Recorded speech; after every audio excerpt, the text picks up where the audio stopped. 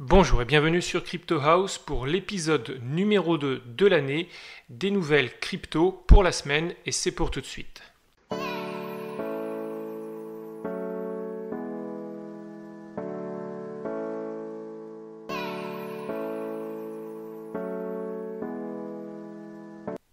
Donc cette année, grâce à vous, la chaîne a passé un nouveau cap.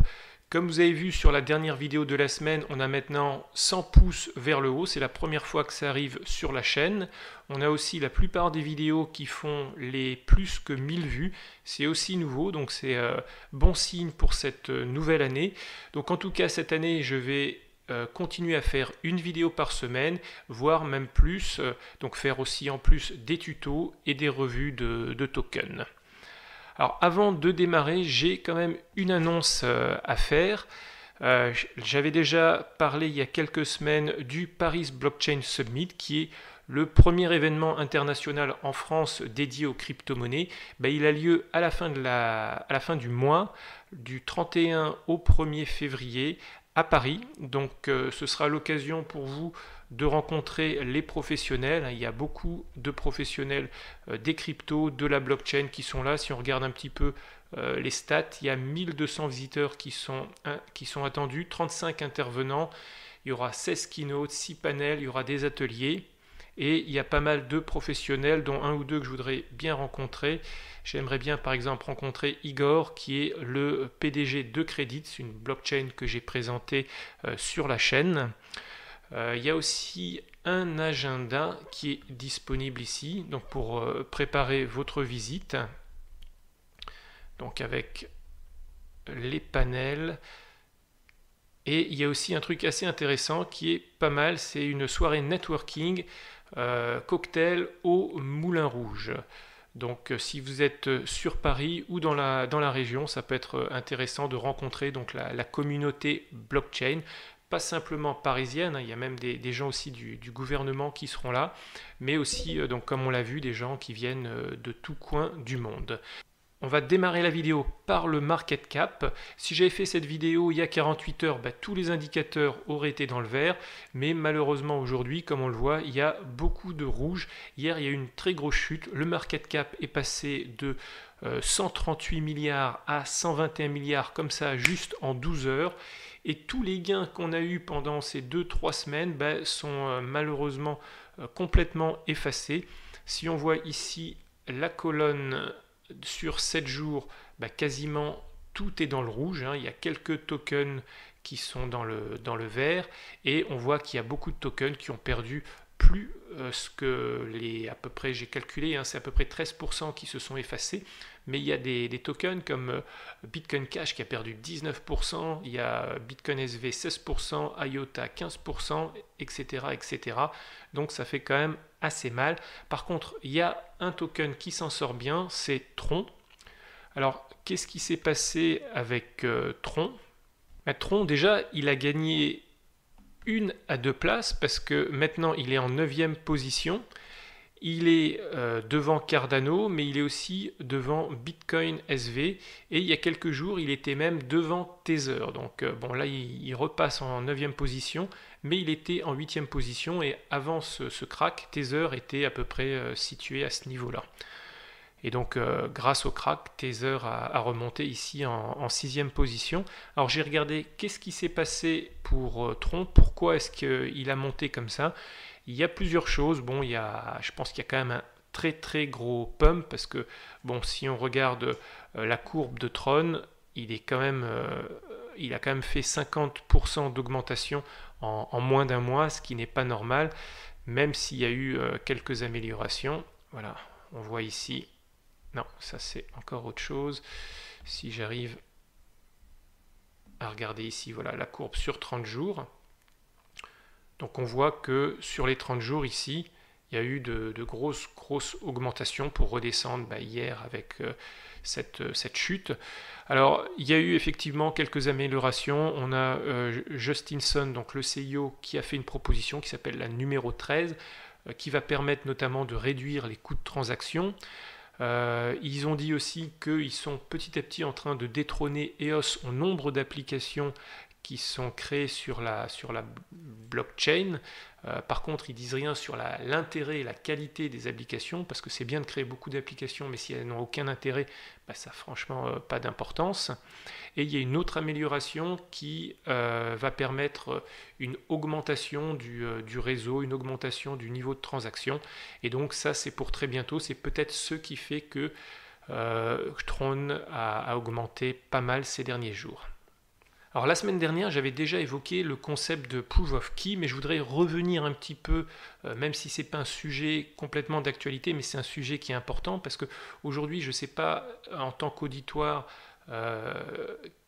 quel est votre niveau de connaissance par rapport aux cryptos. Est-ce que d'ailleurs ce serait intéressant dans les commentaires que vous dites si vous êtes nouveau, si vous êtes depuis longtemps dans le monde des cryptos, si vous avez des cryptos ou si vous n'en avez pas. Comme ça, moi je pourrais dans le futur ajuster un petit peu les vidéos. En tout cas, le Proof of Key, c'est quoi? C'est ici Trace Mayer qui dit que il faut faire attention aux exchanges. Il y a des exchanges qui sont pas complètement honnêtes et que s'ils ont vos clés, ça veut dire qu'ils détiennent vos fonds. Et attention, ce sont des sociétés privées, donc si elles font faillite, peut-être que vous pouvez perdre à jamais vos fonds, donc ça c'est le worst case. Et si vous avez des grosses sommes aussi en crypto, vous n'allez pas pouvoir les sortir comme vous voulez, parce que les exchanges vont vous mettre des limites à la semaine, des limites au mois. Et donc c'est un petit peu comme une banque, ils vont mettre des limites en retrait. Et ça, c'est un peu le concept des cryptos, où en fin de compte, avec le concept des cryptos, ce qu'on veut, c'est la liberté de faire ce qu'on veut avec son argent. D'un autre côté, si vous n'êtes pas un utilisateur averti, il faut quand même faire assez attention, parce que d'abord, il faut savoir que si vous mettez vos tokens dans des wallets, il faut faire quasiment tous les mois des mises à jour des wallets, ce qui n'est pas parfois simple, ce qui peut être aussi dangereux. Et en plus, si vous perdez votre clé privée, si vous perdez votre passphrase, ce sont les mots qu'on vous demande, les 12 à 15 mots qu'on vous demande de noter sur une feuille de papier, et vous pouvez tout simplement perdre vos fonds. Donc c'est pas donné à tout le monde d'utiliser des wallets. Moi personnellement, j'ai un mix des deux. Et j'essaye d'avoir, si c'est des cryptos dans les exchanges, que ce soit dans des exchanges qui soient quand même assez reconnus, ou alors des exchanges qui ont des paires avec l'euro ou le dollar, parce que ce sont souvent des exchanges qui ont des licences bancaires ou des crypto-licences, et donc qui ont un autre niveau de sécurité, et ils doivent être audités par les autorités financières du pays, donc c'est normalement beaucoup mieux que des exchanges. Je vais en citer deux que j'essaye de plus utiliser, c'est HitBTC et Yobit, parce que c'est pas très clair ce qu'ils font parfois avec vos cryptos. Alors on passe maintenant aux nouvelles autour des pays. On va parler de la Russie et on va parler d'une rumeur. Alors en général, j'aime pas trop sur la chaîne parler de rumeurs, mais là c'est une rumeur qui dans son concept est assez intéressante et qui, si elle est vraie, pourrait vraiment changer la face des cryptos. Donc la rumeur, c'est que la Russie serait prête à investir massivement dans les cryptos pour atténuer les sanctions économiques américaines. Alors cette rumeur, elle provient d'un conférencier, c'est Vladislav Ginko, qui est conférencier à l'Académie présidentielle russe de l'économie nationale. Donc il dit que la Russie pourrait commencer à investir des milliards de dollars dans le Bitcoin dès le mois prochain si les États-Unis continuent à infliger de nouvelles sanctions économiques à la Russie. Alors ce qu'il faut savoir, c'est que la réserve nationale en US dollars de la Russie, elle est quand même énorme, c'est 466 milliards de dollars, soit 6 fois et demi à peu près la capitalisation actuelle du Bitcoin. Mais de toute façon, la Russie a déjà commencé à vendre des US dollars, pas pour acheter du Bitcoin, mais pour acheter de l'or. Ils ont acheté en septembre 37,8 tonnes et en octobre 29,9 tonnes. Donc ça, c'est les données selon le World Gold Council. Donc pourquoi alors, s'ils ont déjà acheté de l'or, acheter du Bitcoin? Parce que le Bitcoin, il y a quand même un avantage, c'est que ça leur permet de pouvoir continuer à faire des trades au niveau international et de continuer donc à pouvoir faire du business avec d'autres pays, ce que quand même est compliqué avec l'or. Donc si cette rumeur est vraie, c'est du très lourd, ça peut changer à jamais la face du marché du crypto. Mais bon, à prendre avec beaucoup de réserve, parce que des news comme ça, avec des rumeurs dans le domaine des cryptos, il y en a quand même beaucoup tous les jours. on passe maintenant aux nouvelles autour des cryptos, et là on a un anniversaire à fêter, celui du Bitcoin qui a maintenant 10 ans. Donc l'année dernière, le 23 novembre, c'était l'anniversaire du white paper, 23 novembre 2008, mais le 3 janvier 2009, c'est l'anniversaire du premier bloc. Le premier bloc du Bitcoin a été miné par Satoshi Nakamoto, et c'était 50 Bitcoins qui ont été obtenus après le minage. Donc ces 50 Bitcoins, ils n'ont jamais été touchés par Satoshi Nakamoto, et ils auraient une valeur aujourd'hui de 180 000 $ quand même.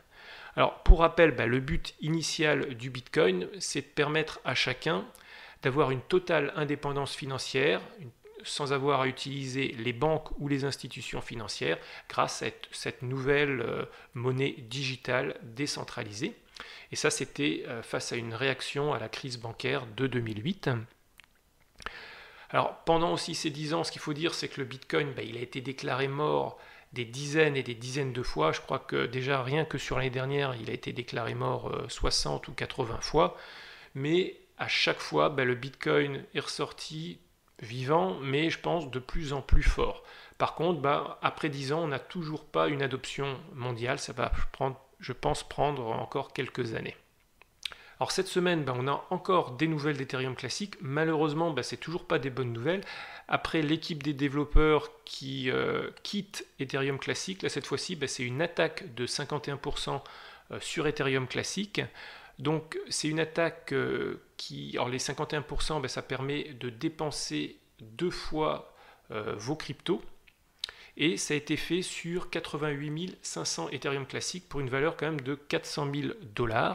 Et c'est une attaque qui a duré 3 jours. Donc il y a plusieurs exchanges qui, quand il y a eu l'attaque, ils ont arrêté le trading. Notamment on a eu Bitfly, on a eu Coinbase, Poloniex, Kraken.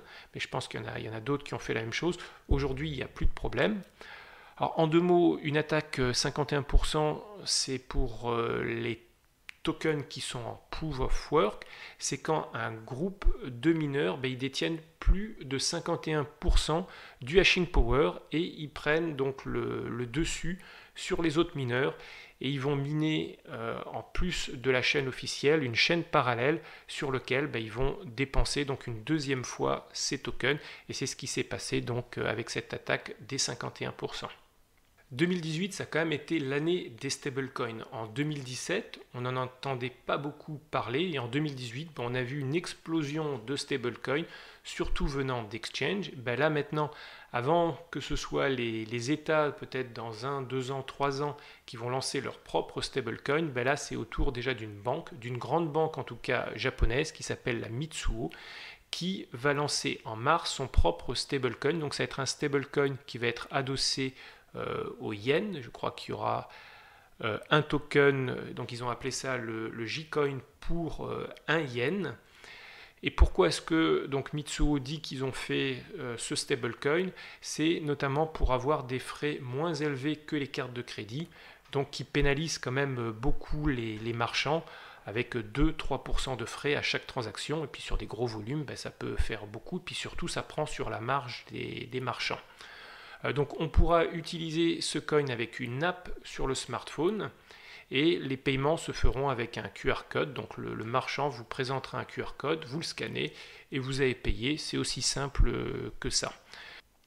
Alors une nouvelle pour tous les supporters de Ripple, c'est qu'on a enfin une banque qui utilise le token XRP au travers du service XRapid. C'est une banque qui s'appelle Euroexim Bank. C'est une banque londonienne qui donne des services financiers pour l'importation et l'exportation.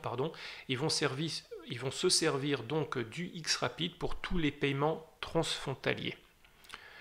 Alors on a une autre nouvelle qui nous vient toujours de Ripple, c'est que Ripple a enfin 200 clients au niveau mondial sur le réseau RippleNet. Donc c'est pas simplement la partie XRP, c'est globalement tous les services de Ripple.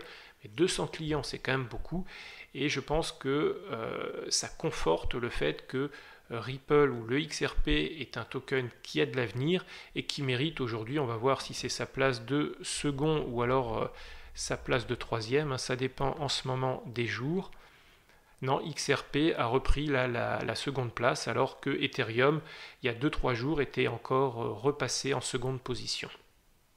Autre news qui nous vient du fabricant Ledger, qui pour rappel est un fabricant de wallet hardware français, qui sort son nouveau modèle qui s'appelle le Nano Ledger X. Et donc, qu'est-ce qu'il offre en plus? Il offre surtout la connectivité Bluetooth, donc vous n'êtes pas obligé de mettre un câble pour vous connecter à votre ordinateur. Alors attention, c'est un Bluetooth spécifique qui est très très sécurisé, il n'y a pas de possibilité de capter le flux entre les deux. Aussi, il offre plus de mémoire, donc il y aura plus d'applications à l'intérieur, et en plus, il a un écran plus grand. Alors, on reste sur une nouvelle française avec la société Keplerk. Alors, Keplerk, je vous en avais parlé déjà il y a quelques semaines. Ça y est, ils ont lancé leur service. Alors, c'est un service dans les bureaux de tabac où vous pouvez acheter du Bitcoin. Donc là, vous avez la liste des bureaux de tabac sur leur site. Alors, pour l'instant, c'est assez limité, mais avant la fin février, il y en aura normalement 6500. Donc, ça commence à faire beaucoup. Et comment ça se passe? Donc vous allez dans les bureaux de tabac, vous achetez un coupon, alors ce sont des coupons de 50, de 100, de 250 euros. Vous allez à la maison, vous installez leur wallet, et avec le wallet, vous convertissez, vous avez un code sur le coupon, vous rentrez le code dans le wallet, et puis Kepler vous donne à la place du Bitcoin. Donc c'est pas plus compliqué que ça. Et ça, c'est quand même une première mondiale, donc un petit cocorico pour cette nouvelle.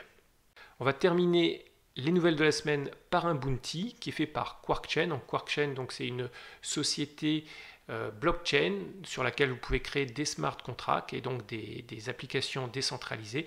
Ils vont donner dans ce programme 1 million de tokens. Un bounty, c'est quoi? C'est un programme dans lequel QuarkChain va vous demander de faire des tâches au niveau des réseaux sociaux. Et puis à la fin, ils comptabiliseront les points, parce que pour chaque tâche, vous avez des points. Et puis ensuite, ils partageront les tokens avec tous les utilisateurs. Moi, je me suis inscrit, j'ai commencé à jouer à leur jeu. Je laisse un lien de parrainage dans la description si ça vous intéresse. Et pour rappel, pour ceux qui ne connaissent pas le projet, j'avais fait une vidéo en mai. Et donc, j'expliquais ce que c'était que QuarkChain. C'est un projet qui est assez intéressant. C'est un projet qui est jeune, je dois vous dire, mais qui peut avoir de l'avenir si jamais ils arrivent à avoir suffisamment de marketing derrière. Parce que je pense que techniquement, c'est bon. Ensuite, il va falloir le développer. Dans les commentaires, dites-moi ce que vous avez pensé des news de la semaine. Est-ce qu'il y a une news qui vous a marqué en particulier? Mais aussi, dites-moi-en un petit peu plus sur vous. Quel est votre profil? Est-ce que vous êtes nouveau au monde des cryptos? Est-ce que ça fait déjà des années que vous êtes dedans? Est-ce que vous avez des cryptos? Est-ce que vous pensez en acheter? Donc ça permettra en tout cas moi de mieux vous connaître et de peut-être adapter dans le futur mes vidéos. En tout cas, je vous dis à tous à bientôt sur Crypto House.